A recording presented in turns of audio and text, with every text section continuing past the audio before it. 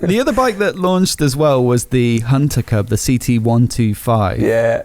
Which, you know, that was a concept. Actually, fair play. You just said that, the CBF is likely to launch because the CB1000R concept was, pretty close to what they actually launched. So you think that might launch. And the CT125 is another example of that. Although, like, it's a super old idea because they had the Trail Cub like many years ago. They've been using the CT110. Australian Postal Service uses it, and even there's another one, I can't remember what it's called, Cross Cub. It looks kind of similar. It's not quite as nice looking as this, but yeah, they do have a tendency for turning these concepts into production, and this was another example, although I think it might just be for the Asian market, but I don't know if you've looked at it much. Which I'd be livid about.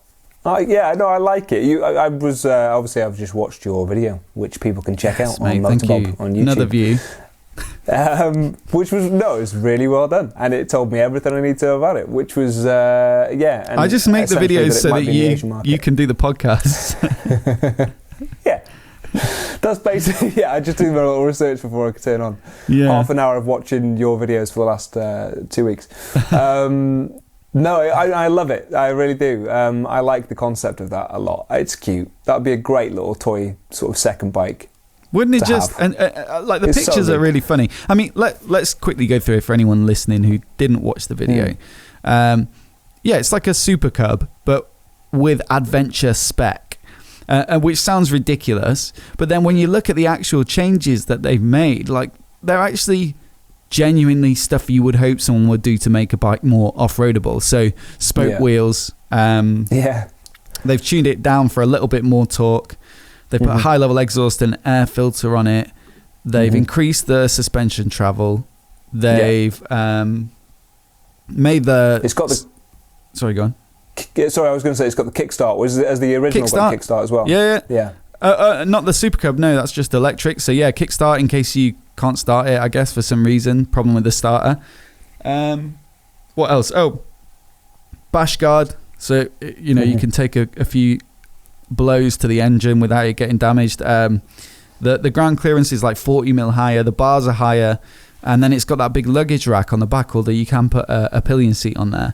I think that's most of it, but there might even be other stuff. Oh, the tank is like a third bigger as well. You can get a couple of 100 miles on it. So it's pretty awesome. They've gone all in, and some slightly grippier tyres.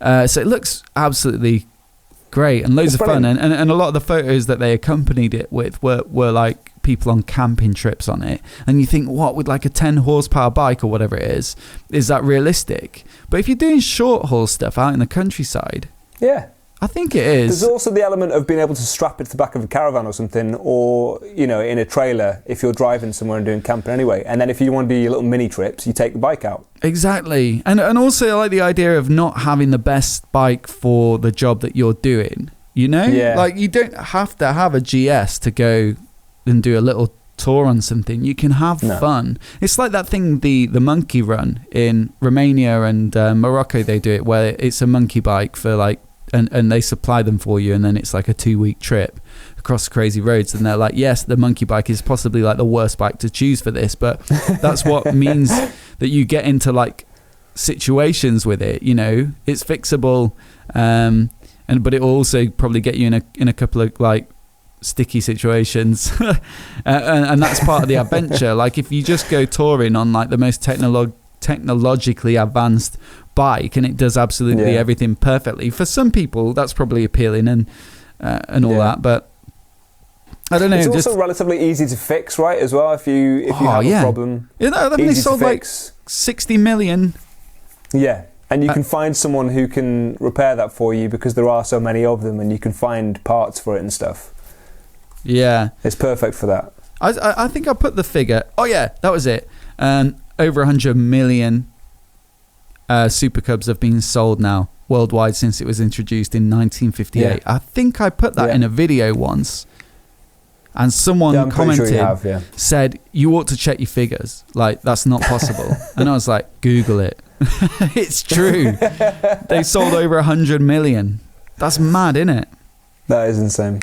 Yeah, so yeah, I've seen parts, videos. I'm sure I've told you previously as well. I've seen it that Charlie Borman took it as an example of how well it lasts, and I think he put something like chip fat or something like that, fryer fat in the oil instead, or chip oil. Sorry. Yeah, and it still ran. It still went over. I mean, it probably wasn't the healthiest, and it probably smelled like potatoes, but it at least still worse kept smells, ticking mate, over. than that. Well, exactly. So I think it was fine for pretty much any situation. It'd be a great little thing. It's not the thing I'd maybe want to do for a full round the world trip, but I think it'd be fun. And fun's the name of the game.